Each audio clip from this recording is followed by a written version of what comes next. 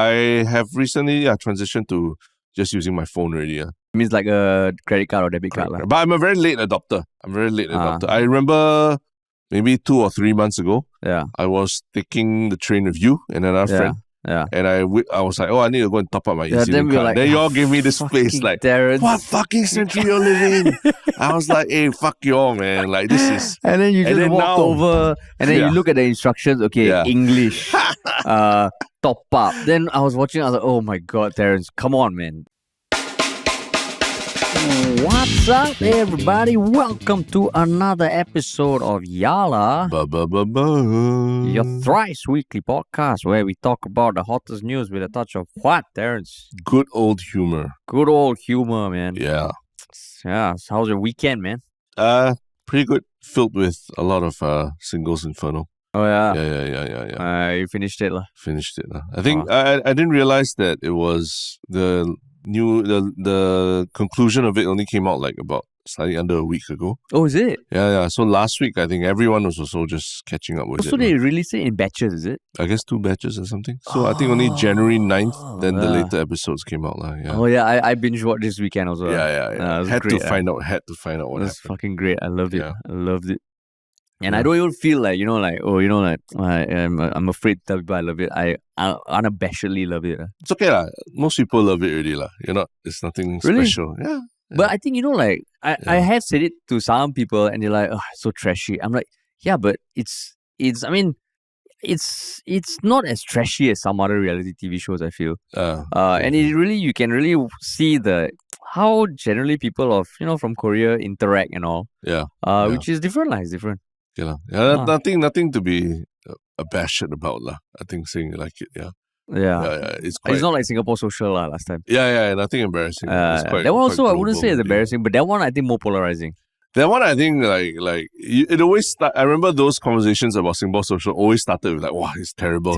Then I would come in and say, actually, if you give it a chance. And then everybody's like, what the hell are you talking about? But same. The Singles Inferno, I'm like, everyone's like, oh yeah. I watched it. Yeah, it was good. Yeah, now just need to find a new show lah.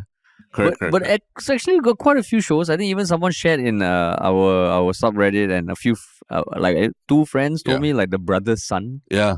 Heard it. Seems interesting.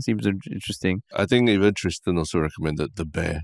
The Bear. Correct. The Bear. So there's a lot of different shows to catch. A lot of different shows, man. Yeah.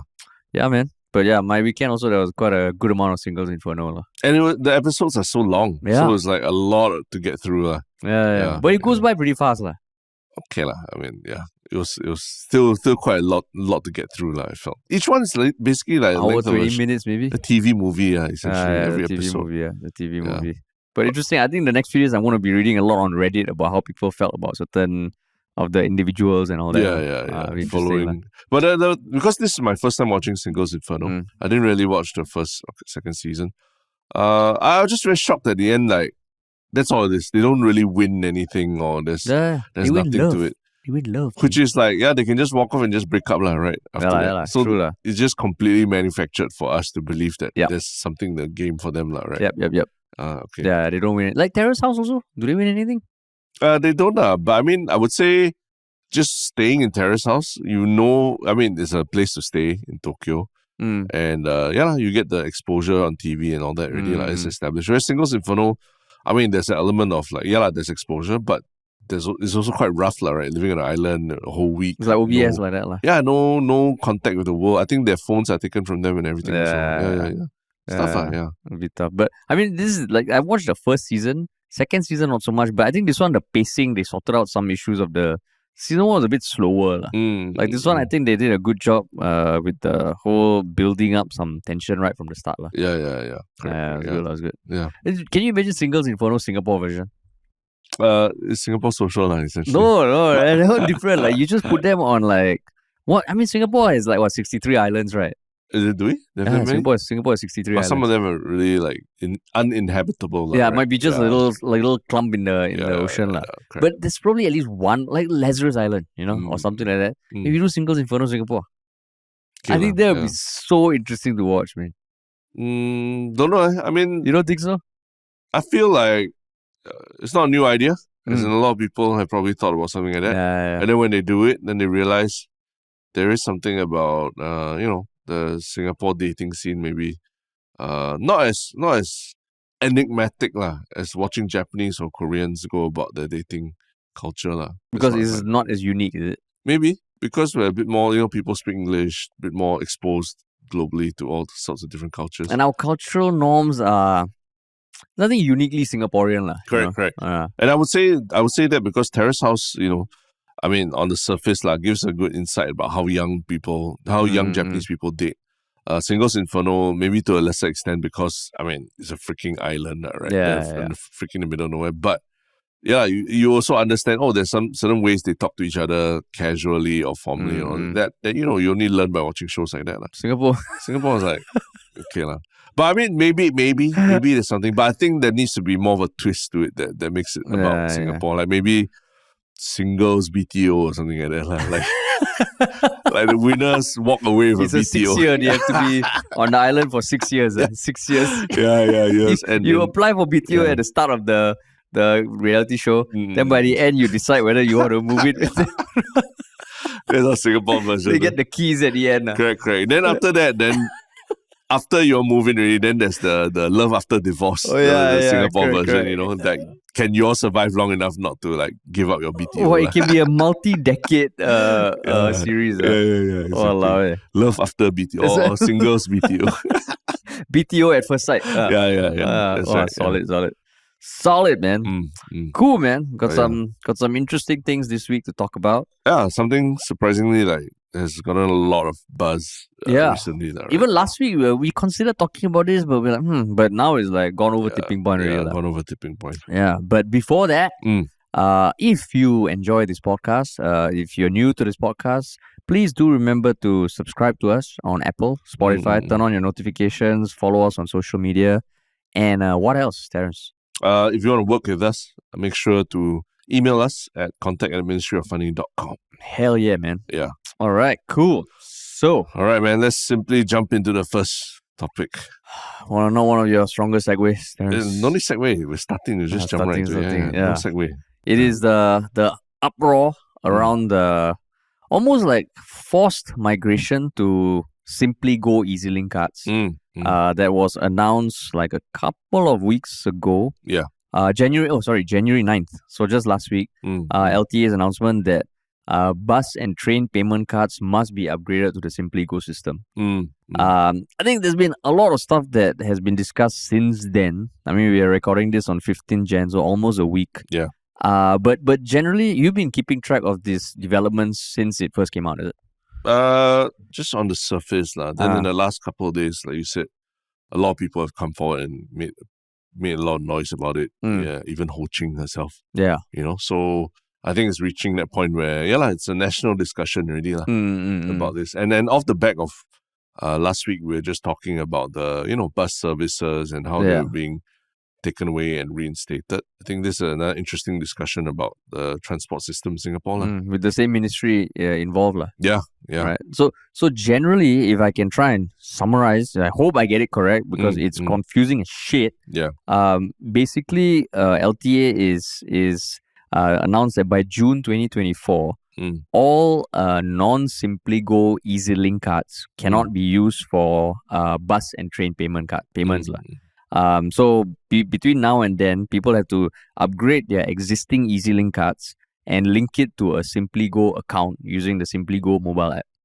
So, there are benefits to linking it to an app in the sense that, right now, EasyLink basically works as a prepaid card, right? Yeah. There's a stored value inside. You lose the card, you lose the value. This SimplyGo is almost like transport version of your debit card. You have a physical card and you have a bank account, and you lose the card, you just get a new card. Yeah. So, and of course, through the app, you can top up through the app. You don't need to go down. And you can check all your history of transactions all there. Yeah. So it sounds like, okay, it's a good idea.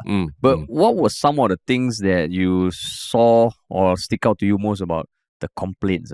I think the main one, I think, is that people are not able to see their balances on their EasyLink cards when anymore. they tap in. Yeah, when they tap in. And tap out. And tap out the bus or the train. Yeah. All you see is just the SimplyGo logo, right? Yeah. And that's it. Which doesn't matter for people who are already just using their credit cards, right? Because that one, it appears in your credit card statement and everything. But for people who want to keep closer track of their transport expenses, or they just want to know when they need to top up their card and all, because they're still using stored value, it's going to be tricky. When did you make, like right now, what do you use if you need to take a train or bus? I have recently transitioned to just using my phone already. It means like a credit card or debit card. But I'm a very late adopter. I remember maybe 2 or 3 months ago, I was taking the train with you and another friend. Yeah. And I was like, I need to go and top up my EasyLink card. Like, then you all gave me this face like, Terrence. What fucking century you're living in? I was like, hey, fuck you all, man. Like, this is... And then you just walked over and then you look at the instructions. Okay, English. Top up. Then I was watching, I was like, oh my God, Terrence, come on, man. This is what happens when LTA has paid Haresh to make these statements. To ridicule people who still rely on stored value cards. Yeah, so can you explain why was it such a shock to you, like just a couple months ago? Like, I wouldn't say ridicule all people who use stored value cards. My mom, she still uses a stored value card. Okay. She still taps in and likes to keep track of how much, But for someone who, has like an Apple Watch, spends a lot of time on the smartphone, correct. To just be like, I need to top up my EasyLink card. I mean, it's fine, it's still fine, but it almost felt you were arrogant about it. Arrogant? You How's guys that? wait. I know we all were going somewhere. You guys wait. There was no urgency in your walk to the top up. And you were just taking your sweet time, and we were like, wow. What was the urgent thing that you were rushing to? What was it you were rushing to that's so urgent that you can't wait 1 minute for a friend to top up a card? What was so urgent? No, it's just like that. We are a group, we are a unit, we are moving together, and you just disrupted the momentum, And you were just like, okay, I'm gonna take my time. And then you sashay over, and then click, and then you're like, and then you come back with that smug look on your face. I like the word sashay because there's a very apt description of how I walk. Right? Sachet, the Lee Hsien Loong sachet. Correct. So, but I mean, at that point, it not that it pushed me towards using credit cards, because I think I have a justification for using EasyLink cards, which we can get to. But that's the general sentiment. That's what I thought the general sentiment was, that most people have already transitioned over to using the credit cards and all that. And I was one of the vestiges still holding on to it. But apparently, there's a lot more people than me who are upset about it. Yeah, apparently 2/3 of the transport riding population have already migrated to SimplyGo. Yeah. And there's 1/3 left. Yeah. So, okay, correct me if I'm wrong, but when there's a stat like that, migrated to SimplyGo, the fact that I linked my credit card means I've already migrated. Correct, yeah. Right. So that means I guess they go by when you actually use the train. Yeah, that means you might not have the SimplyGo app. Yeah, you don't. Right? Yeah. If you're just using something that is the newer system, which is either your credit card, debit card, or the SimplyGo EasyLink card itself. Yeah. And because I'm also trying to understand this, I think reading it, there seems to still be a lot of confusion. So there's 2 broad categories. One is the old school, non-linked, non-SimplyGo, and the SimplyGo. And within the SimplyGo bubble can be EasyLink or any other thing like your credit card, your debit card, and all. Right? Yeah. Basically, I think the analogy they use is like your old EasyLink card. It's like a USB drive like that you carry around with a stored value in it. And then all the information is in that USB drive. Now SimplyGo is like Google Drive It's in the cloud. So whether it's your credit card or your EasyLink, SimplyGo EasyLink card that links to that cloud, everything goes through the cloud. But that's also the reason that they give that they can't give you the exact balance and your fare upfront. In that, similar to your credit card transactions, after you tap, usually there's at least a short waiting period of 5 to 10 seconds, right? Yeah. To get approval. Yeah. So that's the reason they cannot just flash it at you like that.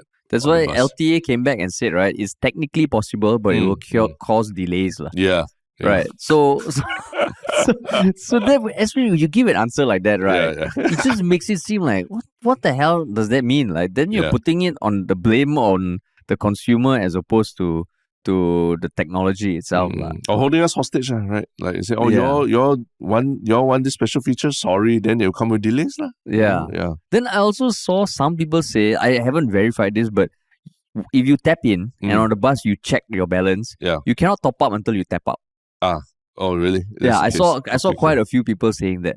So then, I don't know. Like, I mean, the SimplyGo, I'm assuming that when you top up means that when it reaches zero, you cannot complete your transaction, right? Yeah. Like, it's like your Grab wallet and all. You have a stored value. If it goes below that, it's not say like a credit or debit that automatically pulls to your bank from your bank account. So then it feels like, wow, okay, this could be tricky. Because like the EasyLink right now, if I also remember that if your store value, if you're less than enough, you tap in, you already cannot go in. Because there's this minimum that you need to meet. So SimplyGo, I don't know. There was just a few comments I saw. I don't know. I was saying there's also that even if, let's say you have a stored value, SimplyGo EasyLink card, if you want to top up, after you use the app or what to top up the card, it still takes like 10 minutes for it to really show. So there'll be that moment where you're trying to board a train and then you're like, oh, damn, I don't have enough. Then you go and, add more cash to your card. You might have to sit there and wait for about like 5-10 minutes. And at least at the train, you can go to the physical top-up station. But for bus, you cannot. You can't use the app, basically. But you have to wait. You have to wait. And I remember, because once in a while, I get my wife's family car, right? And we tried topping up the card using the Nets app. And it ran into some issues. There were issues. So then it becomes a thing like, oh shit, you can't top up and all. Then you're kind of stuck. So I saw it. And then there's further division, right? Like right now, I think that was one of the things you said. The EasyLink, you were using it for car, like your car parking. So that's the reason that, going back to that time when you guys gave me that look when I said I was topping a card. For me, EasyLink also works for my car, right? So it actually is convenient in the sense that I can just, if I'm parking and taking a train or what, I can just take out the card and use it as well. And it also does help me I track like how much am I paying in car park parking expenditure and all that. Which why does it matter? I don't know. There's just a part of me that refuses to let go of the fact of understanding where all these little expenses are going to, right? The more we put stuff in the cloud, the less we actually track it, it's just the truth, right? It's outside our mind. So, especially for parking, I think it's one of those things where when you see how much you are spending on parking, it makes you, double take. And it's just a little shock to the system. And then maybe rather than park, next time you choose to walk or take public transport, which actually to me is a good thing, right? When I'm reminded, oh, this is how much you're spending on parking or what, then go and take public transport instead. So now without without that ability to use it as an EasyLink card and also for the cars, it's just less functions basically for the card. Because now you can still use now you cannot use the SimplyGo EasyLink card. I can't use the new EasyLink for the car. Yeah, exactly. So it's like, you kind of have to carry two different cards or anything. And so like when I think about this, like I can understand the rationale why you would want to put this in the cloud. Of course, the downside is you're opening it up to, again, cybersecurity issues, right? Hacking and all that. But that aside, I can imagine why, you would want this, like a consolidated transactions, you want to top up, you can do it remotely. It sounds good in theory, right? But there is also the segment of the population, and I wouldn't say it's just old people, because I do agree that psychologically, seeing the amount being deducted, it's just a reminder that, okay, money is being spent here. That's why, subscriptions, I think everybody's guilty of having some subscription running in the background that maybe you sign up for a trial, you never feel it because it's just in the background. But if every day you have to pay $15 for your Spotify thing, it's just a reminder, oh shit, I'm paying $15 for this. Do I really need it? And all.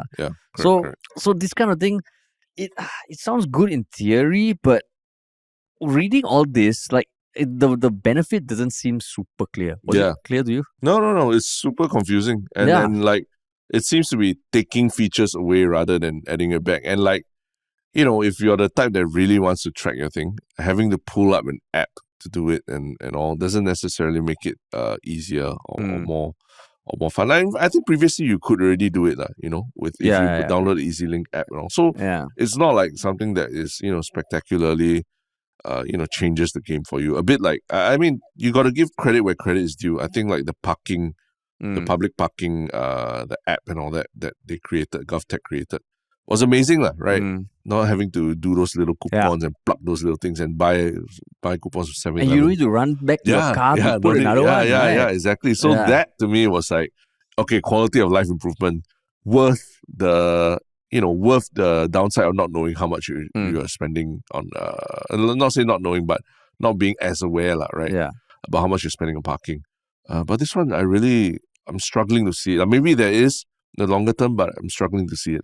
Yeah, so it comes to like the comms thing, or even generally for anyone who is in the business of selling something or a product, right? Even if you sell nasi lemak or something, you want to be very careful about when you introduce something, does it bring value, right?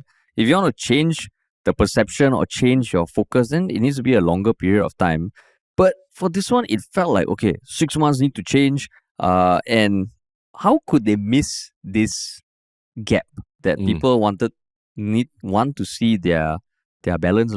It feels like, wasn't there any sort of, for this sort of change, isn't there any sort of like feedback, talking to people who use the transport, or just having a small beta test or something? Just as a yellow butt to that, right? Yeah. If you do go and look up like SimplyGo on YouTube, for example, for years, actually, LTA has been advertising, doing, paying SGAG to do alien videos, paying Mr. Brown to do videos, things like that. They have been paying these people to educate the public or SimplyGo, right? Yeah. So it's been happening for years already, this education process. So, but I guess the question is, has it been enough, right? And have they really listened to feedback about the shortcomings of SimplyGo and just decided to ram it down people's throats?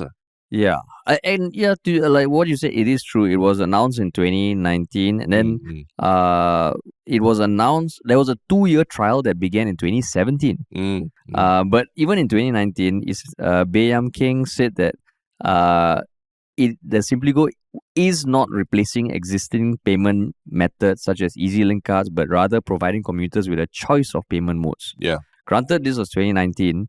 He did also say in the same article that came out that it is in line with Singapore's smart nation and cashless goals. So I think generally everything is moving towards there. So this is just another piece of the puzzle.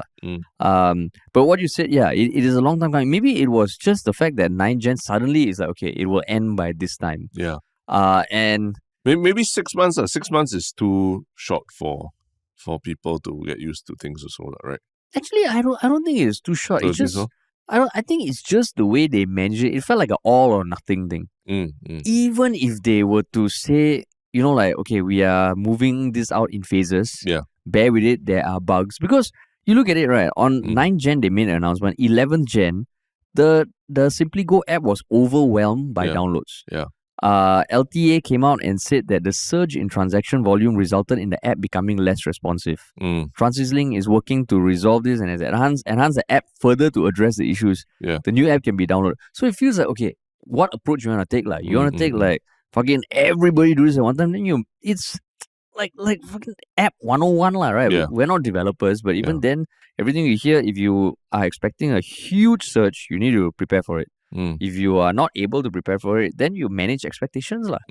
So then now people are pissed, and it just doesn't... But that's why...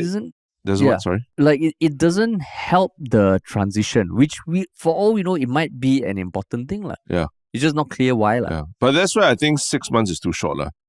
Because I think even for us, reading this is damn confusing, right? The new EasyLink, old EasyLink, SimplyGo, CPass, motoring cards, blah, blah. So there's a lot of options, and maybe as consumers, perhaps in the longer run, maybe we might actually look back at this and like, it's good that there were more options. Yeah. But I think you need more than just 6 months to really educate people about these things and to get them ready, has signs at the MRT, have more kind of campaigns educating people. We have very, very clear signage and very, very clear messaging about what you need to do by a certain time and how, it benefits you or how it doesn't benefit you. Not how it doesn't benefit you, but how it benefits you and all that. I think these things take time to, even if you put the material out there, it takes time to just percolate and, get into public consciousness, which is where I don't think SimplyGo has done it. Yes, I did say earlier that they have had campaigns for like a few years and all that, but I think no one watched them, right? Basically. I never Googled SimplyGo until literally yesterday. That's it. But okay, technically, right, on that note, this one, they are saying June 1st, it will be the change, old EZ-Link cards. They announced January 9th. Yeah. Is it also because everybody's too kanchong? Why you have to do it fucking must do it within the next few days? The next few days, meaning what? Because there was a search. There was all these complaints, but LTA is saying we're not going to stop it next week or even next month or even next 3 months. It is June 1st. Yeah. You have time. Yeah. Why is it that everybody rushed to do it now? I think that one might just be people being kiasu. Yeah, because then how you manage that? Because in LTA's defense, they can be like, we're not saying do it next week. You can still slowly transition. We are giving buffer for you guys to use your old cards. Yeah. But if you all want to overwhelm this, I mean, there's really there's not much we can do, lah. Yeah. I mean, I think the problem also is that in the process of upgrading the cards and everything, people are starting to realize what they're signing up for. The bugs in the app. The fact that now you can no longer use that same EZ-Link card. You can't use it for your motoring needs, your car anymore. So people are realizing, hey, I didn't know this shit. I didn't sign up for this shit. I didn't know that my life would get worse from upgrading. It's like that kind of thing when sometimes your Apple phone, very old Apple phone, you upgrade the firmware, and then suddenly fucking your phone just slows the fuck down. Then you're like, oh, god damn it, I shouldn't have upgraded the firmware. Even with new phones, right? Even with software we use, like our editing software, sometimes you edit, it just goes back, right? Yeah. Not everything that they claim is an upgrade is it necessarily an upgrade. So people are waking up to that and getting upset about it, and then realizing this. I guess there are people who are realizing that not being able to see the fare really is something that they want to have for the future, but it seems like it will just go away. Yeah. Maybe that's the biggest thing. The biggest thing that is that you can't replace that visual, right? And being able to see what your balance is on the screen. Yeah. Yeah. And I mean, in every case we have seen where when people are pissed off, unjustifiably or justifiably, they don't have answers. Then you get all the conspiracy theories. What's the best one you've heard? I've heard that this is a way that next time got increase in transport fees, right? They just do it, Then you don't know. It doesn't hit you. It's only when you check your end of month, you're like, hey, how come now at 150 now it's $2? Yeah. What the fuck? And by then you have to call in and complain, and then 50 cents. Yeah. That might be so far from the truth. Yeah. But the fact is, because people are pissed, they don't have answers, these kind of things come up. Yeah. I mean, building on that, there are people who are saying like, oh, this is because election coming. And then, there's that whole thing about, increase of prices in Singapore, inflation. So they're saying that authorities don't want people to be aware to be aware of how prices are now, and that the fact that they are more expensive because the fares have gone up, right? So just to not remind people before the election day, they're like, okay, we can't implement this yet. And maybe after G, they're like, we found a fix, and then it's done. Then soon maybe even the price of bread and eggs. We just want you to make sure you get your nutrition. We're not going to show the prices of eggs. It's on the cloud. It's on the cloud. You'll get a letter at the end of month just telling you how much you spend on these essentials. But it's for your own best interest. So all the conspiracy theories coming out, and it doesn't look good, lah. LTA. Why this approach? I saw some people suggesting that maybe you can slowly phase out. Like you just stop replacements of the old EZ-Link cards. So when people finish up their stored value and all, then they migrate. And you slowly, we see that with so many kind of things, with hardware, with products, with apps, with just other things. You just wait for the current wave to organically reach their end of life cycle, because this is what they're saying, right? And you can understand they're saying having to maintain both the old and new system, ultimately it requires more cost, lah. And you can understand that, right? If it's a unified system, it makes sense. So you can sort of understand it, but the way they're doing it is like, then you see like memes come out. It's not SimplyGo, it's simply forced or something. Simply no. Simply no. Yeah. And then like, what do you get when SimplyGo doesn't work? You get Simply Go Fuck Yourself. You know, that kind of thing. I think Sunny Liu drew a comic about it. Oh, is it? Critical Spectator came out and even called out LTA about it. Ho Ching shared Critical Spectator's post, supposedly, right? Yeah. So it seems like all the people who are everyone's uniting. Yeah, the left and right are uniting, about this issue. That's the true benefit of SimplyGo. It brings us all together. Bring us all together against a common enemy. That's the next conspiracy theory. It was seeded to bring Singaporeans together so that when Lawrence Wong steps in and solves it in the multi-ministry task force. Like all the ministries drew straws. Then LTA cannot. They're like, shit, Ministry of Transport. You know what? Sorry, guys. Yeah. You have to take one for the team. Yeah. But actually, I mean, on a related note, you're seeing that a lot more in tech these days, right? Not tech, I mean like consumer technology products and all.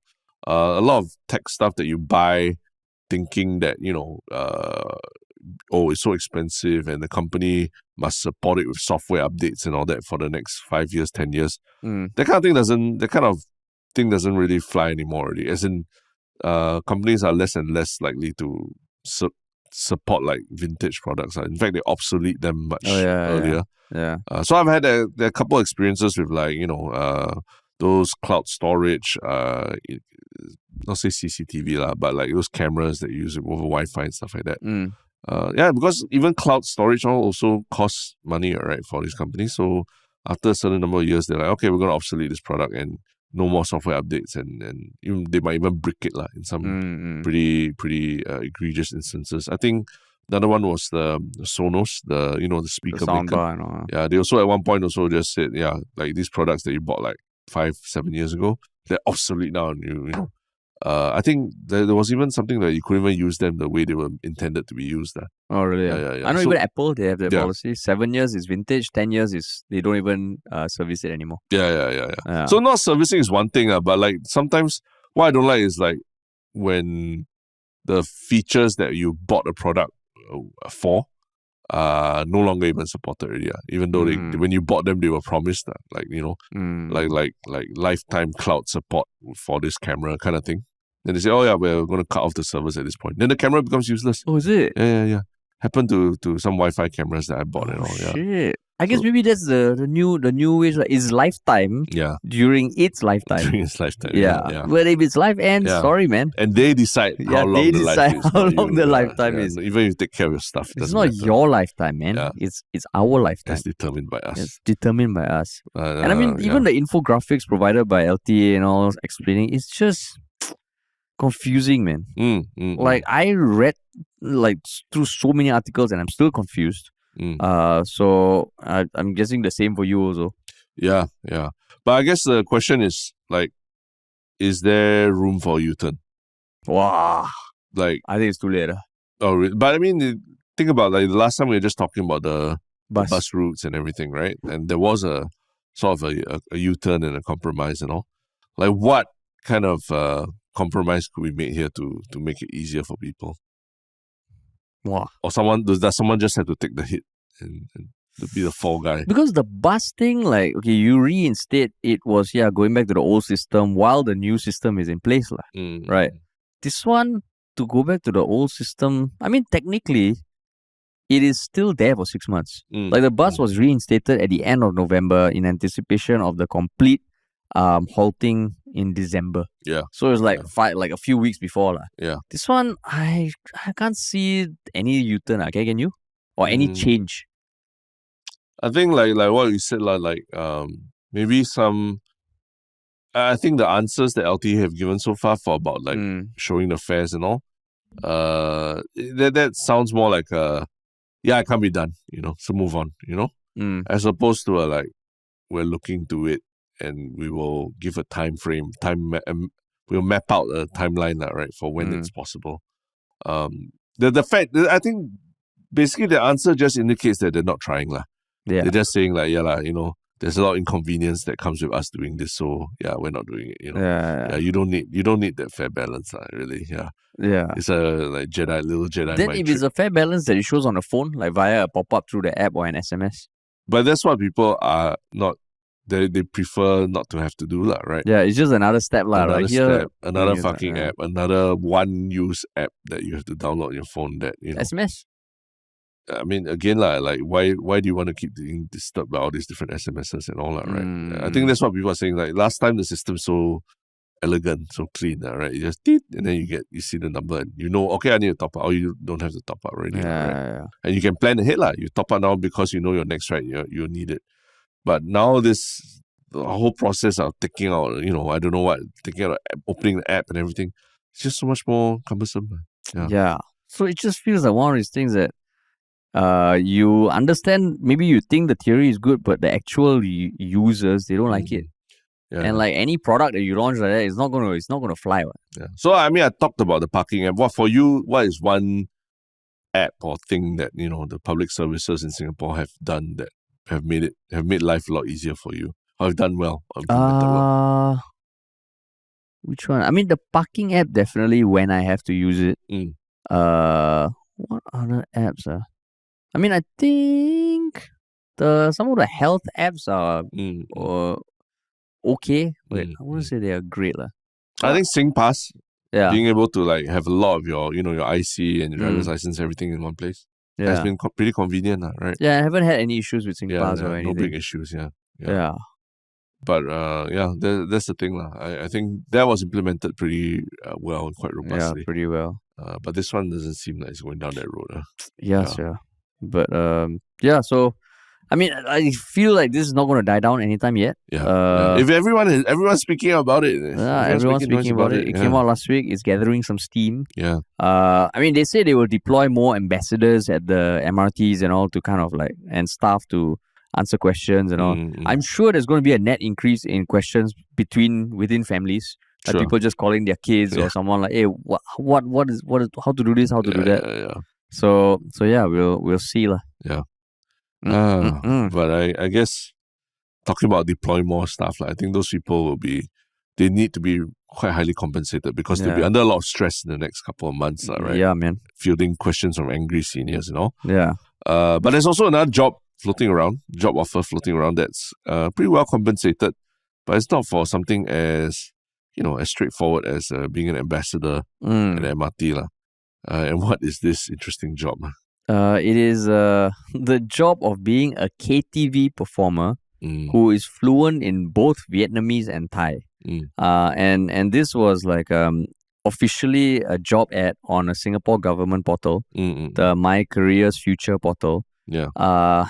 And it's claimed to be part of fair hiring searches for locals to fill the role. Because I mean, there's always this case of, favoring foreign workers over locals for any tier of job. Yeah. So in this case, I think this is more funny, if anything, about whether or not this is just a formality going through the motion or whether it's a legit job ad by the company legitimately looking for someone in this role. Yeah.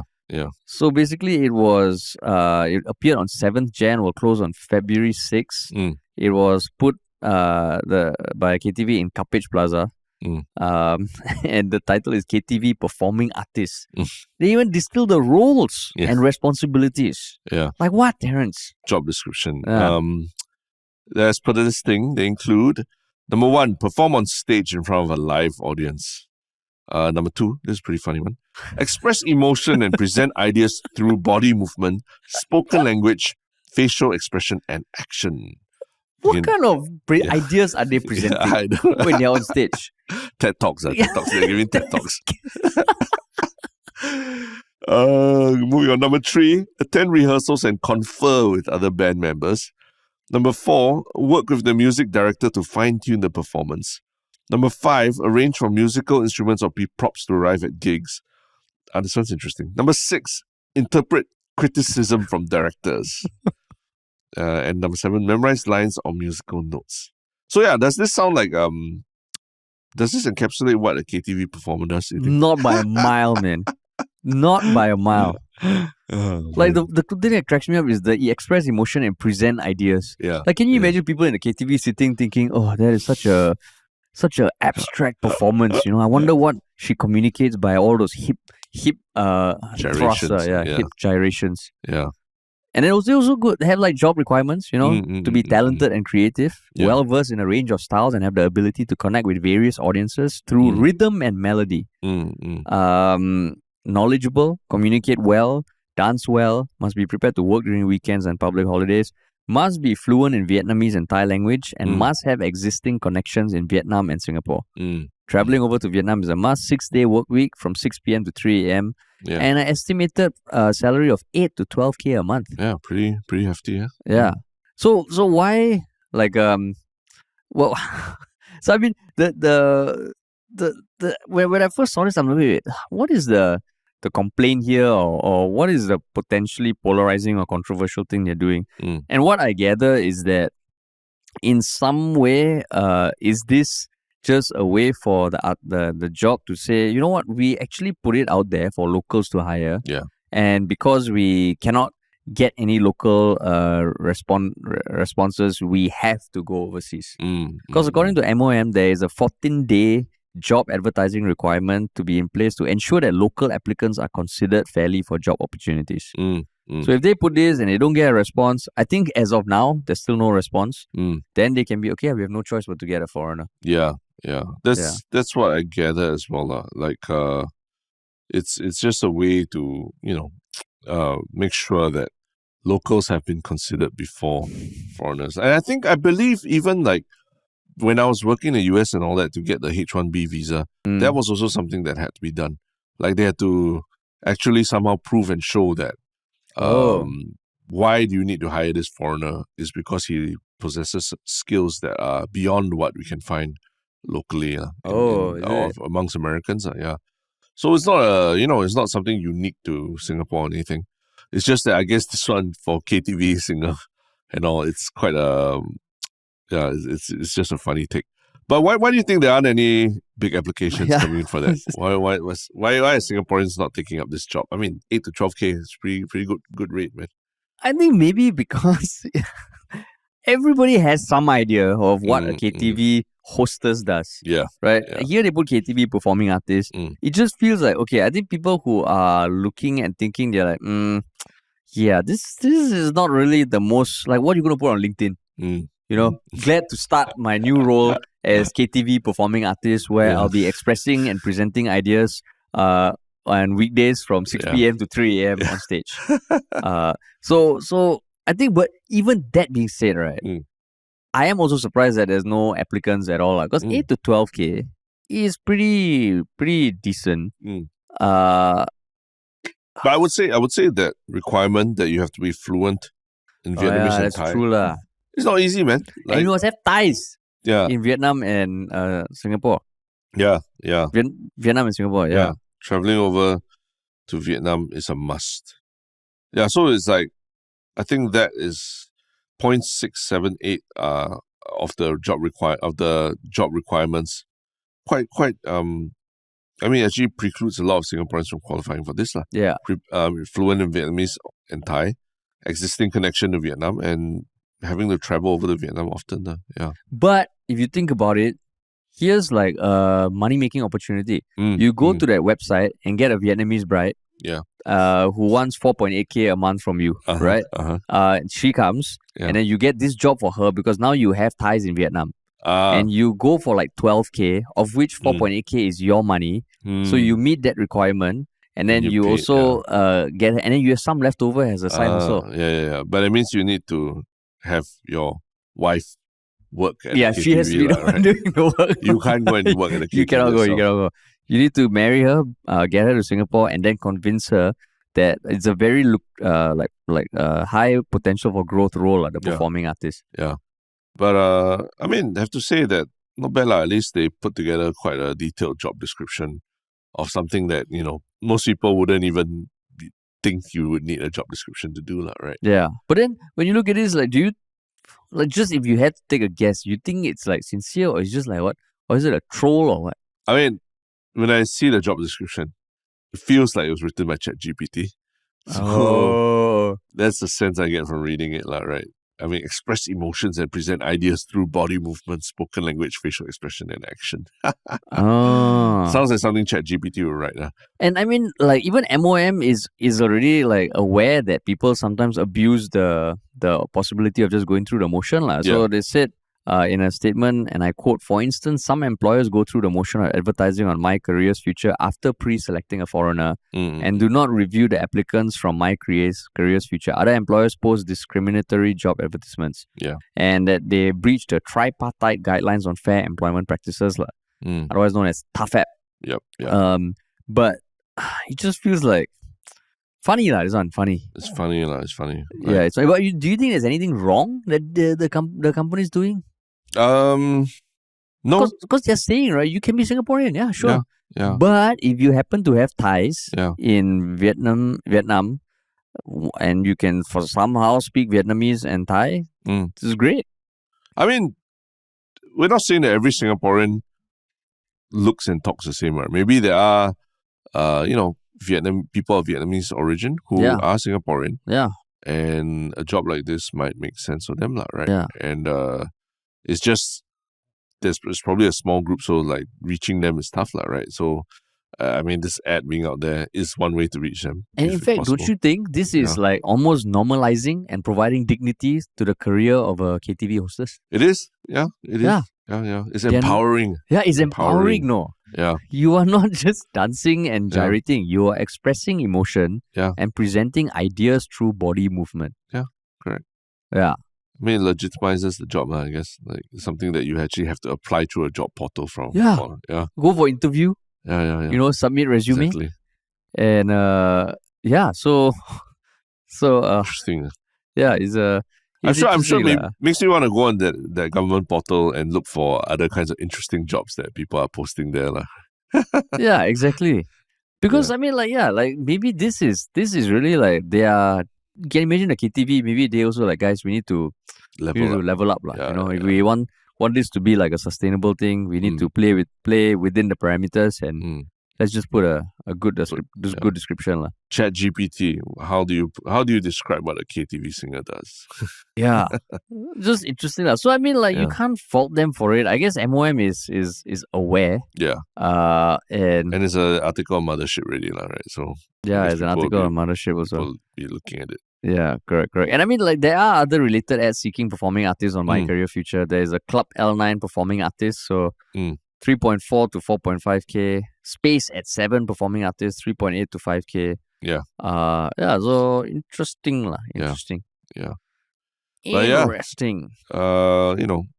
Interesting, and other interesting things also is your one Shiok comment of this episode. Yeah. So I mean, we have like the poll for that minister's salary. Still got 1 day, 22 hours left. Okay. So I won't say anything. Yeah. But okay, then do you have your one Shiok comment? Yeah, on Reddit, on our last episode about the why bus 167 was reinstated, Internet Lurker 96 has come forward as a certified busboy. I'm pretty much obligated to comment on the topic, right? Despite the controversy even getting a bit repetitive for him to explain. So I'll do my best, keep it short. And it's not short. It goes on for quite a while. But I would encourage people to really look at it. And this is what I meant by, you and I were not experts on the matter whatsoever. There are people who analyze these things. Not even people who work for LTA, but people, bus enthusiasts and all, who understand these things a lot better and have a very detailed and almost technical understanding of all the challenges around this issue, right? Yeah. So I thought it was a great read, and I really feel everyone should check it out if you're interested in that topic. Mine is I think just in general, like over the past few months, like I think there's more people just posting stuff as suggestions on our podcast on the Reddit. Of course, like we have some long time posters posting, but even like I think this was 11 days ago. So I mean, we get long time posters like Jungle Jimbo, but Rose Gold _cat also suggested a next goofy topic, which was the CEO that apparently doesn't exist. So I would say maybe that's my one show comment, because I just thought it's basically this person who was introduced to investors with qualifications and achievements, but there's no record of him lah. So I just think it's great that people are suggesting topics and even suggesting, not just any topic. It's like, how about this for a goofy topic? So yeah, anytime you find something interesting, and you think it's worth talking about, quite a few people suggested SimplyGo. Yeah. So, and now we're talking about it. So cheers to that, man. Rose Gold Cat. SimplyGo. SimplyGo, man. Yeah. Cool. And yes, and what is your one Shiok thing? My one Shiok thing was a movie I watched recently called Nayad, spelled Nyad. Okay. So it's a show on Netflix that came out, I think, this year. And it's a biographical sports drama film about Diana Nayad's attempt to swim the Straits of Florida, which is basically swimming from Cuba to Florida. And I think it is a distance of about 100 miles, so 160 kilometers. Okay. And you swim for almost 60 hours. Yeah. So the interesting thing there is that she was a marathon swimming record holder back when in her late 20s. And she tried this, I think, when she was 28 or 27, but she couldn't complete it. Because you're swimming in the open sea. Yeah. So you have threat from sharks and you have threat from jellyfishes and all that. So when she tried it, initially it was in a cage around her with a boat following her. But she only swam for I think 20 plus hours. Then in her 60s, she suddenly had almost like a quarter life crisis and said, you know what, I'm going to try it again. So at the age of 63, she successfully did it. Oh, and I mean, it's not a spoiler or anything. It's a biography of it. But I mean, the movie, it's it's a slow build, but just looking at what she had to go through is insane. And it's quite inspiring because when she was 63, she swam for 60 hours now. Yeah. In the open sea. And yeah, the acting and all was quite solid. I didn't know it was nominated for so many awards, but yeah, it was great. She completed the swim in 2013. Yeah, so it was cool. Cool. What about you, man?